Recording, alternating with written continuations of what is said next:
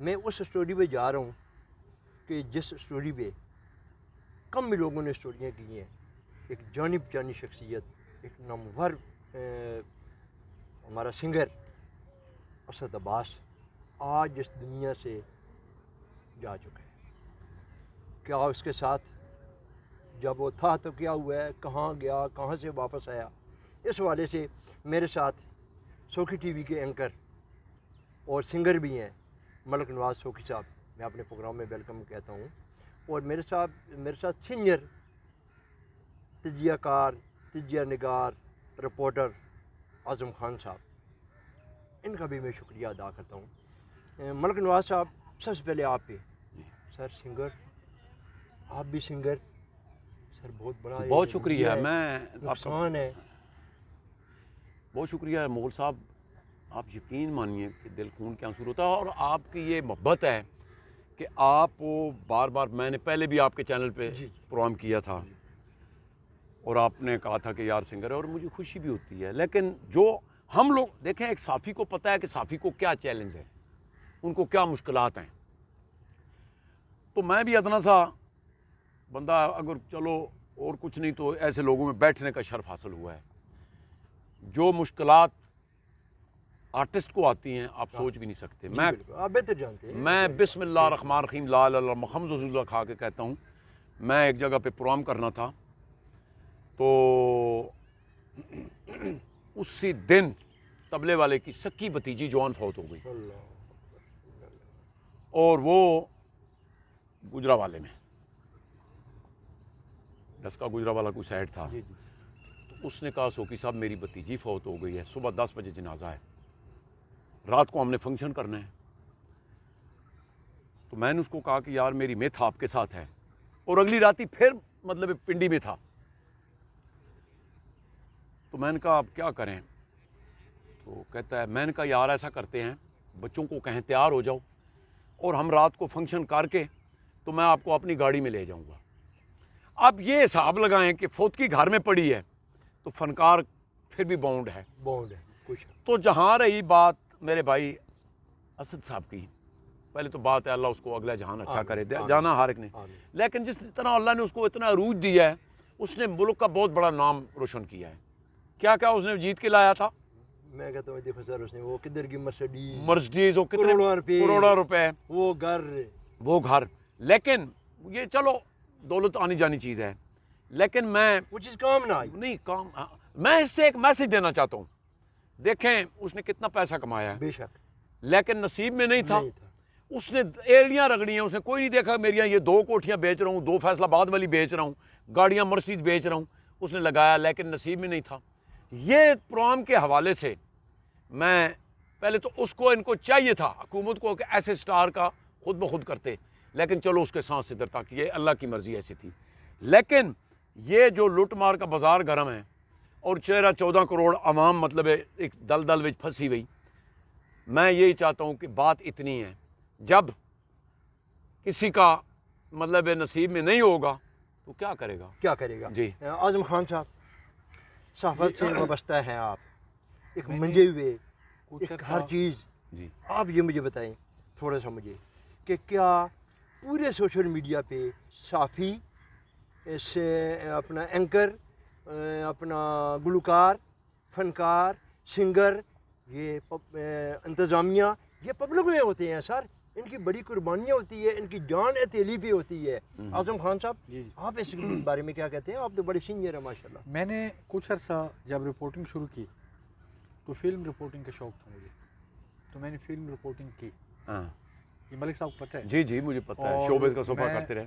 بہت سارے بڑے نامور فنکاروں کو, گلوکاروں کو, اداکاروں کو ملا.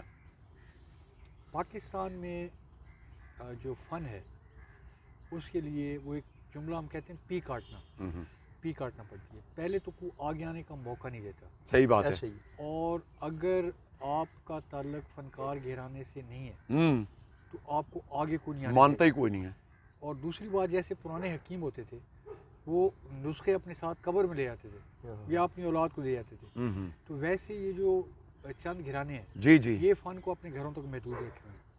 اب آتے ہیں اسد عباس کی طرف. جی اسد عباس صاحب کی فوتگی اور گو کہ ابھی حکومت نے تمغہ امتیاز دینے کا اعلان کیا، یہ کوئی نئی بات نہیں ہے.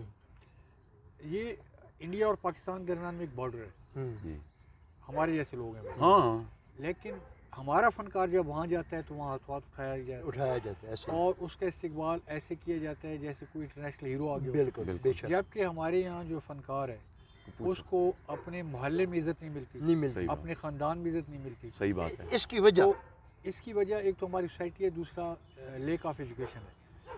تو اس سے پہلے استاد جمن خان صاحب تھے، سندھ کے بہت بڑے نامور کلاسیکل فنکار تھے. ان کی موت جو ہے وہ بڑی قسم و پرسی میں ہوئی. بالکل صحیح. پھر استاد پٹھان خان تھے، ان کی بہت بڑی قسم کیا و پرسی حالت میں ہوئی. مہدی حسن خان صاحب جی اردو غزل کے بہت بڑے استاد تھے، بادشاہ کہلاتا تھا. اندرا گاندھی نے کہا کہ آپ ہمارے یہاں ٹھہر جائیں. ہاں، انہیں کہا گیا، نیپال کے بادشاہ نے کہا کہ آپ ہمارے یہاں ٹھہر جائیں، لیکن اس نے کہا کہ نہیں، پاکستان میرا وطن ہے، پاکستان میں رہوں گا.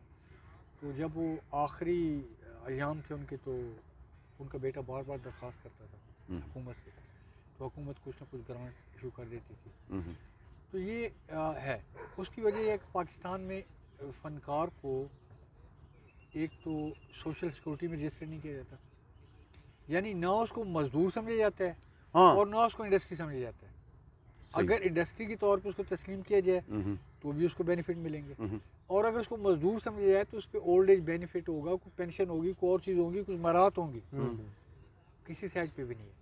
یعنی وہ بیچارہ فنکار کھاتا ہے اور اپنی مدد آپ اٹھ گیا تو اٹھ گیا. میرے ایک دوست ہیں اسلام آبادی کے، بہت بڑے اچھے طبلہ نواز ہیں، آپ بھی جانتے ہیں ان کو. ایک روز مجھے کہنے لگے کہ خان صاحب فلان جگہ جاتے ہیں، وہاں ایک خاتون ہے، بڑی اچھی سنگر ہے راول پنڈی میں، ان کے ڈیرے پہ جا کے کچھ سنتے ہیں. تو میں نے کہا چلتے ہیں.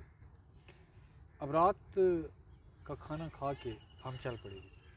پنڈی ایک جگہ گئے ہم، تو وہاں وہ بڑی خوش ہوئی فنکارہ، لیکن اس کے چہرے پہ ہلکی سی پریشانی سی بھی تھی. تو فنکارہ نے گانا شروع کیا. گانا شروع کرنے کے بعد اس نے بہت اچھی آواز تھی، بہت اچھی لے تھی، بہت اچھا سر تھا. تو میں ویسے اس معاملے ہوں تو بڑا کنجوس، کیونکہ محنت کمایا ہوئے پیسہ نکال کے آگے پیش کرنا. لیکن میں اس کے چہرے کی پریشانی، مطلب آپ نے چہرے کی تحریر پڑھ لی، اس کی دیکھ لی تھوڑا سا ایز اے اخبار نویس. جی. تو میں نے جیب میں ہاتھ ڈالا اور 1000 روپیہ ہارمونیم پہ رکھ دیا. اس کو نظر کر دیا. اس نے گانا بند کر دیا. اس نے فوراً طبلے والے کو کہا کہ جاؤ چائے بھی لے آؤ، یہ بھی لے آؤ، نان بھی لے آؤ، یہ بھی لے آؤ، وہ بھی لے آؤ. جی. پھر میں نے جب وہ طبلے والا آیا تو اپنی مرضی کی ایک دو چیزیں سنی. تو بعد میں اس کی آنکھوں میں آنسو آ گئے. اس نے کہا کہ میرے آنسو 2 وجہ سے، کہ ایک کوئی صحافی اپنی جیب سے 1000 روپیہ نکال کے کسی، یہ آج سے کوئی 15-20 سال پہلے کی بات ہے، یعنی اس کو 1000 روپے کی ویلیو آج کے 15-20 ہزار روپے کی. تو انہوں نے کہا کہ ایک تو کوئی صحافی اپنی جیب سے 1000 روپے نکال کے کسی فنکار کو دے، اور دوسرا ہم کل سے فاقے سے دیں، یعنی ایک دن ہو گیا ہمارے فاقے سے. یہ حالات ہیں پاکستان میں. پاکستان کے یہ حالات ہیں. اذانیں سر پہ ہیں.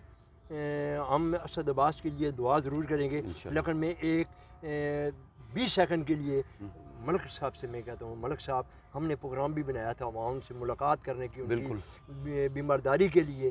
آپ کچھ ان کی فیملی کے لیے، اس سنگر کے لیے، آپ بھی سنگر ہیں، کوئی 1-2 لفظ کہہ دیں بس. سر بات یہ ہے کہ دیکھیں حکومتی سطح پہ ادارے بھی ہیں، لیکن واہ واہ اور پھر واہ، اس سے آگے کیا کہہ سکتے ہیں. ہزاروں مقدر کا سکندر ہیں لوگ. لیکن سب سے بڑی بات یہ ہے کہ فنکار کے لیے مشکل یہ ہو جاتی ہے کہ تھوڑا سا ہٹ ہو جائے تو وہ کسی محلے میں بھی گزرتا ہے. لوگ کہتے ہیں سر آٹوگراف دے دیں. ہوں آٹوگراف تو دینے نو، لیکن اگے کام کوئی نہیں رہتا. پھر وہ یہ ہوتا ہے کہ نہ عام آدمی جڑا نا سر وہ چھلیاں لا کے گزارا کر لینا ہے، ریڑھی لا کے گزارا کر لینا ہے. جڑا سٹار ہوتا ہے وہ کچھ بھی نہیں کر سکتا. سٹار جو ہوتا ہے وہ کچھ بھی نہیں کر سکتا ہے. اذانیں بالکل ہو رہی ہیں، آپ سن رہے ہیں. پروگرام بڑا لمبا تھا، لیکن ہم اس شام کے وقت اذانوں کے وقت ہم اسد عباس کے لیے دعا کرتے ہیں، اللہ پاک اس کو اعلیٰ مقام اعلیٰ درجہ عطا فرمائے، آمین۔ اس کی فیملی کو صبر جمیل عطا فرمائے۔ آمین۔ اپنے میزبان شوکت مغل کو اجازت دیجیے، اللہ حافظ۔